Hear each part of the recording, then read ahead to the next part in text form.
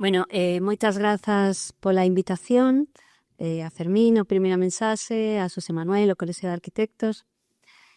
Eu vou contar os talleres que fixemos dende hai 10 anos, como colectivo, como unha asociación.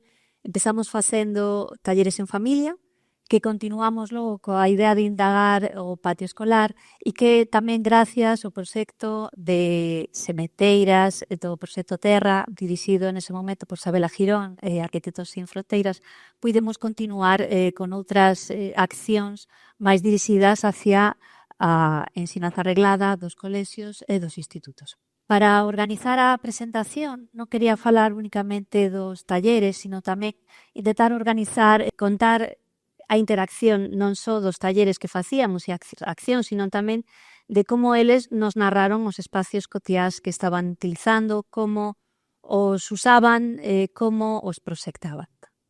Entón, ante a primeira idea de como experimentan os nenos e os xoves os espazos, bueno, pois sabemos que os nenos traballan con esa inteligencia práctica e experimentan nos lugares cos sentidos. Hai esa aprendizaxe ademais do rol social por imitación e saber un pouco cal sería ese papel que se vai a desempeñar cando se sean máis adultos. E entón viven ese espacio con moita intensidade, é todo unha aventura continua. Cando pasábamos ao instituto cos adolescentes, xa non nos funcionaba igualmente o esquema e veíamos que non se traballaba o espacio, non se usaba con esa mesma intensidade, sino que máis ben era un soporte, era un pretexto para facer unha acción, eran demasiado maiores para usar os espacios de xogo dos parques infantís, pero todavía non eran suficientemente maiores para ter eses espacios colectivos pues, nas cafeterías ou ter o coche para poder desplazarse de forma independiente. Entón, nos encontramos un pouco con esa gran vacío de como utilizaban tamén os adolescentes eses espacios das vilas nos que vivían.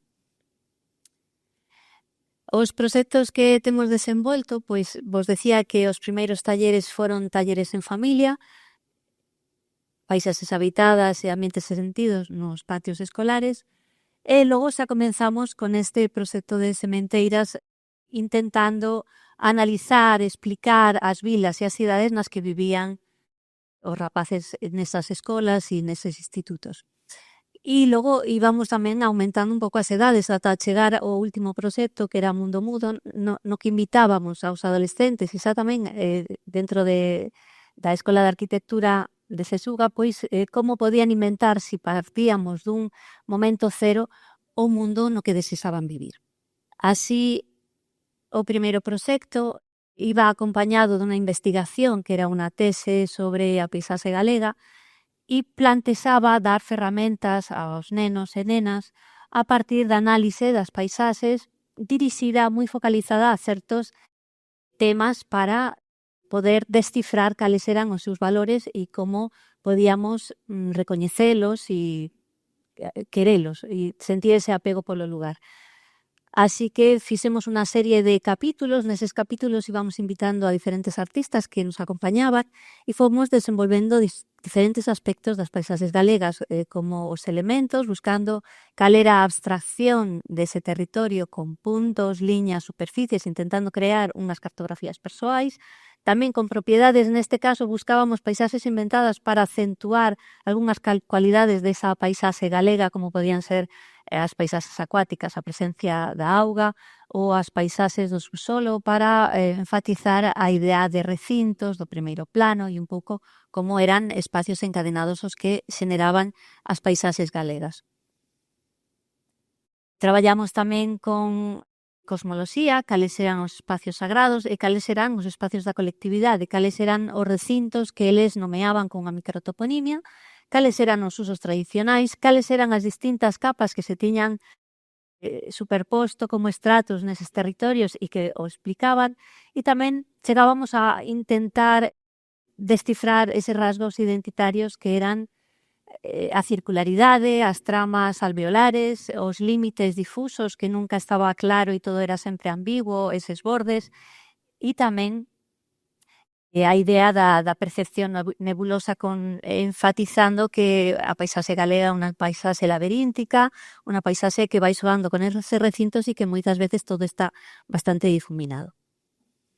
O segundo proxecto que tamén fixemos coas familias, esta vez en colaboración con un colexio, era o traballo sobre o patio escolar. E aquí o que plantexábamos era saber como eles utilizaban eses espacios cotiás e como querían transformalos. E para analizar outra vez buscábamos o pretexto de intentar conceptualizar de que forma podíamos analizar o patio e nos inventamos pois tres temas. O tema do tempo, analizar como cada lugar tiña estratos temporais, que era a biografía do lugar. Estaban os tempos dos ritmos das estacións que se repetían, que creaban un ritmo. E tamén estaba o tempo do observador, dos usuarios, de como según cada día e en que estado de humor tiñan, pues se iban generando unas experiencias que se acumulaban para identificar cada un deses lugares.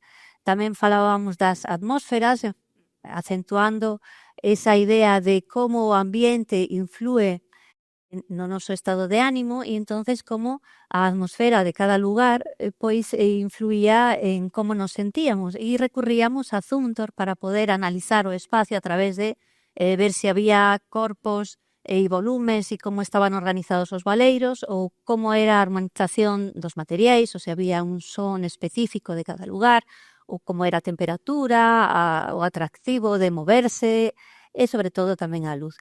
E, por último, o terceiro tema co que analizábamos estes espacios eran os límites, coa idea de ese borde que a veces era completamente pechado e que era un límite e unha fronteira ou que a veces eran máis ambiguos e máis permeables e permitían espacios de transición. O terceiro proxecto, que xa foi o que se desenvolveu en coles e institutos, xa non seguía esa dinámica de repetición semanal coas familias, sino que íbamos directamente ás escolas e os centros educativos, e o de vilas e cidades. Aquí o que pretendíamos era explicar o espacio cotiá de cada neno e nena a partir da análise das súas formas, de como se perciben esas formas, como evolucionan no tempo e como hai unha serie de fluxos que fan que ese espacio sexa algo dinámico, tanto ideas como instalacións urbáns que fai posible porque hai movimentos de electricidade, de auga, de saneamento e tamén o fluxo das ideas. Entón, con esta idea de formas e procesos, tamén facíamos unha serie de capítulos para explicar como podíamos entender cada unha das vilas nas que íbamos traballando e darlle a entender os nenos, para que os nenos pois tiveran esas ferramentas para analizar o seu espacio, ver cales eran os seus valores e xenerar experiencias de apego a ese lugar. Entre estas capítulos había dous que consistían en itinerarios, en excursións, nas que xogábamos a buscar pistas, lles dábamos uns paneis cunhas imaxes que o que trataban de resumir eran cales eran os elementos que podían ter valor e podían contar a evolución dese lugar, que estiveran ademais próximos do instituto para que pudiéramos facer un percorrido de un par de horas e que lles permitirán ter unha lectura a partir de certos valores patrimoniais que lle puderan dar o sentido da identidade respecto a ese lugar. Neste caso, en Gondomar, o que estudiábamos pois saíamos do instituto, mala práctica de facer instituto sempre nos montes afastados que ao final fan que non haya unha relación respecto á trama máis tradicional. Había unha estructura polinuclear, Gondomar xa está enfrentada a Bayona e entón pois era unha zona moi fértil que había tido riqueza polo uso da auga nos muiños, nas levadas que facían regadío. E con esta estructura de augas polinuclear, co Pazo de Gondomar, os Pazos de Ulloa, e entón, pois, analizábamos e recorríamos para coñecer ese espacio. O explico un pouco porque logo, como imos ver os planos que eles fixeron sobre como usan, pois nos sirve un pouco de referencia a entender que está instituto afastado, que hai unha igrexa e hai unha zona do Concello, a Plaza do Peixe, un pazo bastante alonsado tamén, e, bueno, pois algunha arquitectura que visitábamos de Barbo. En Guitiriz Tamén pois era unha vila que tiña un pasado florecente a principios do século XX pola explotación das augas termais, o balneario, e coa chegada tamén da estación de tren de Palencia a Coruña, como era unha vila que a principios das décadas do século XX pois tiña moitas promesas. De feito, a bella igrexa parroquial se abandona e se construye unha nova iglesia porque había ese pensamento de que a vila iba a crecer, iba a ser moi rica. Así que, bueno, pues tamén buscábamos cales eran os elementos dende o instituto, outra vez bastante alonsado desa trama, como facíamos un percorrido para chegar á estación, ver esas arquitecturas de principios de século, ir á igrexa e outra vez volver ao instituto. Ou en Ourense, donde o itinerario consistía en descubrir cales eran esas conductos e canalizacións que facían posible a vida da cidade, buscando pois un montón de alcantarillas, instalacións, telefonía, antenas, enerxía, de forma que eles entenderan que esa complexidade dese organismo que é a cidade pois tiña un fundamento que estaba soterrado e que estaba escondido polas rúas. E algunhas destas actividades acabamos pedíndolles que fixeran un plano de como era ese itinerario e a veces non só nos contaban cales eran os elementos que tiñan encontrado no recorrido, sino que además nos contaban a súa experiencia. Entonces, pois decían pois que aquí aprendimos sinais, aquí vimos paisaxes, ou paramos nun parque, ou como dicen por aquí, pois estaba a casa da miña avoa, ou por aquí xogamos e merendamos, ou xa estábamos moi cansados. Entón intentábamos facer esas cartografías nas que, ademais dos elementos que tiñamos visitados, eles introducíanse a súa propia experiencia. Entón, como interactúan os nenos e os xoves co lugar? Bueno, pois con estas prácticas, con estes talleres, o que buscamos foron principalmente 4 accións. Por unha parte, revelar o que está oculto a partir de darlle eses coñecementos, esas pistas para que puderan facer unha lectura na que o que estaba escondido e que podía dar as pistas e as claves de entender ese lugar pois eran reveladas. Por outra parte, conquistar. Fixemos moitos talleres nos que o que facíamos era percorrer lugares da cidade que normalmente non utilizaban nas súas rutinas cotiás, pero unha forma de, con esa experiencia colectiva e ese acontecemento, conquistalos.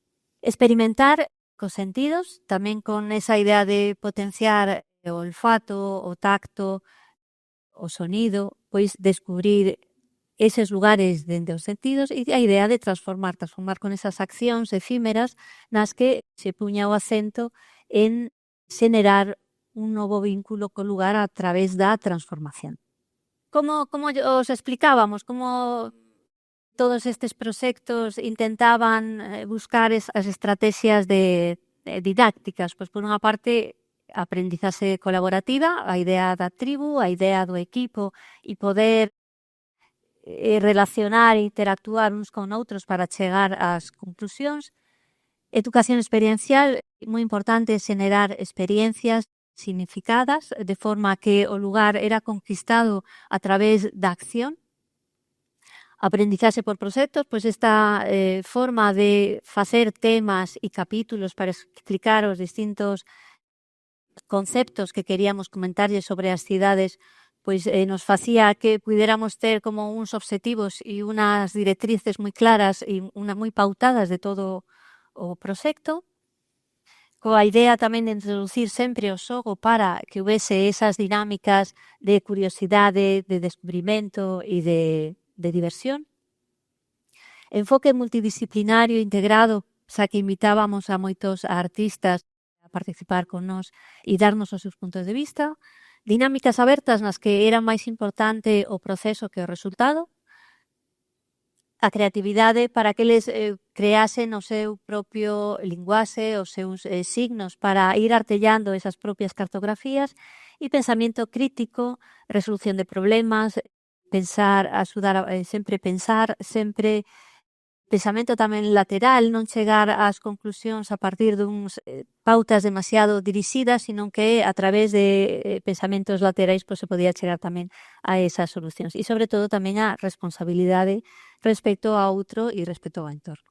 Como representan eses espazos? Que todos estes talleres foron recollendo cartografías, dibuxos que lles pedíamos con distintas obxectivos. A veces era pois pintar o que máis lles gustaba das súas vilas ou representar o máis significativo de, pois neste caso Ourense, o Val, o río Miño e como eran eses montes. Eles representan coa idea de figurativo con elementos moitas veces illados, normalmente hai un árbore, hai un monte, pero tamén os reúnen creando ambientes, creando atmosferas e creando escenas nas que hai unha narración. A veces hai un personaxe ou hai un fío conductor de unha escena que está acontecendo.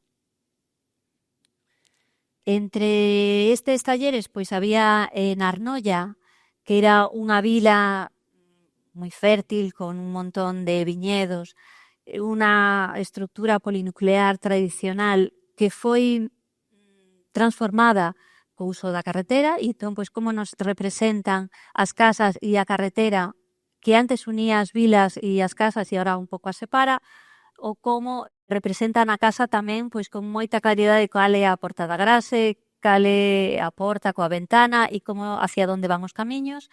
En Ourense, que son os lugares que visitan, lles preguntábamos cales son os elementos que están máis altos, pois o sepinario, cales son os que están máis baixos, as pontes, espacios de xogo, pero na mesma clase, pois outra alumna o que facía era contarnos que para ela os elementos que significaban esa cidade era o Mercadona, o supermercado, como nos contaba Sandra, ou o Telepizza, ademais da biblioteca e do cole. En zonas como en Guitiriz, pois tamén ese vínculo respecto ao instituto como elementos de destino, pero con grandes vacíos entre eses elementos. Entón estaba pois a casa, estaba o instituto, había unha cuadra e había o pabillón. Sempre son elementos moi importantes para estes nenos adolescentes os espacios onde fan os deportes, as pistas. Ou outra nena que vivía pois nunha aldea e para chegar ao instituto que facía era todo un percorrido que deixaba de lado a vila de Guitiriz que chegaba ao instituto e tamén nos facía como a referencia das piscinas que usaban en verán ao lado do río. Representacións de todas esas tuberías que entraban nas casas ou de xogos cun fío conductor para xenerar cartografías ao longo dun bosque.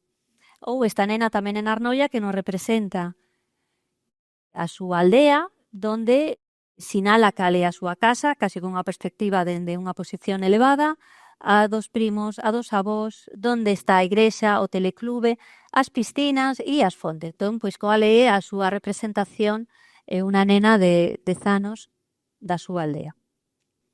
Tamén representaban conceptos abstractos, lles falábamos de limiares, lles falábamos de luces, de colores, e un pouco intentaban xenerar un ambiente a partir destas acuarelas. E tamén lles preguntamos como os usaban. Este foi un traballo que fixemos en un colexio en Ourense, no que cunha serie de clases lles pedíamos que nos contaran como usaban os seus patios e para eso lle preguntábamos pois onde come o bocadillo, onde te caíches, onde te deron co balón, onde atopaches un amigo, onde pois os escondedes cando queredes estar tranquilos. Entonces fomos facendo unha cartografía, intentamos ver se había diferencias entre chicos e chicas. O primeiro xa é que o espacio para esconderse é o baño dos chicos e o baño das chicas, pero logo tamén pois veíamos que inda que había algúns espacios que se usaban de unha forma bastante similar, pois sí que había unha tendencia das nenas a usar espacios perimetrais. O espacio da pelota e do balón pois era sempre o espacio central, é un colexio que ten poucos patios, entón pois todo se facía superposto. Como os nenos xa merendaban mentras estaban xogando e, bueno, pois había esa certa tendencia das nenas a ocupar espacios un pouco como máis afastados para xogar ou a saltar coa comba ou a estar sentadas mentras merendaban e, bueno, pois un pouco esa era as cartografías. E o que lles pedíamos no proxecto de logo transformar era que había uns espacios residuais que apenas se utilizaban, como aquí unha zona con árbores ou un recinto por donde chegaban o salón de actos, que como podían transformar, que logo será outras imaxes que apareceran despois. Como usan tamén estes nenos do instituto en Gondomar? Pois o seu percorrido cotián pois dende a casa van a ese instituto que está un pouco alonsado. Que espacios usaban? Pois o espacio do vello colexio onde estaban as pistas deportivas e a do skate, un parque que tiñan feito e sempre tamén nos marcaban a estación de autobuses, porque na estación de autobuses era a súa conexión con Vigo. Moi ben, pois en outros lugares como en Guitiriz nos contaban a relación tamén hacia o instituto que estaba un pouco afastado dende a súa casa, normalmente trasectos en autobús. E tamén pois sempre o uso dos pabellóns como este neno que a súa relación vive nunha aldea e a través dunha glorieta e se distribuye os distintos pabellóns onde está xogando os seus partidos.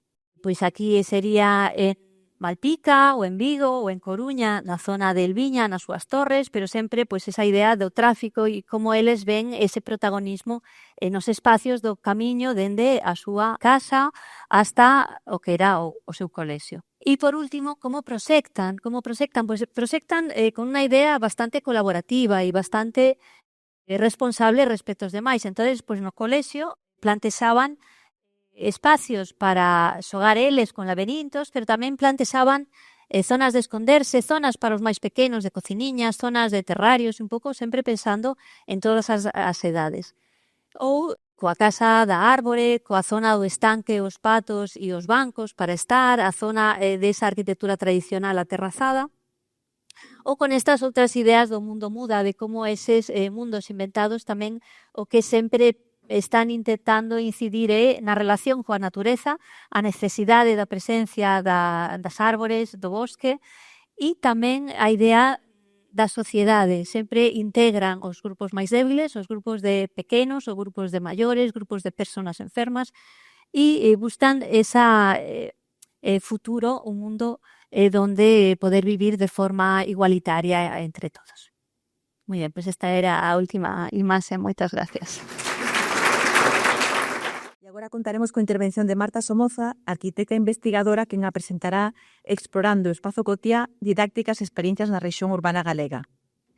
Marta é arquitecta pola Universidade de Coruña e doutora en urbanismo pola Universidade Politécnica de Cataluña.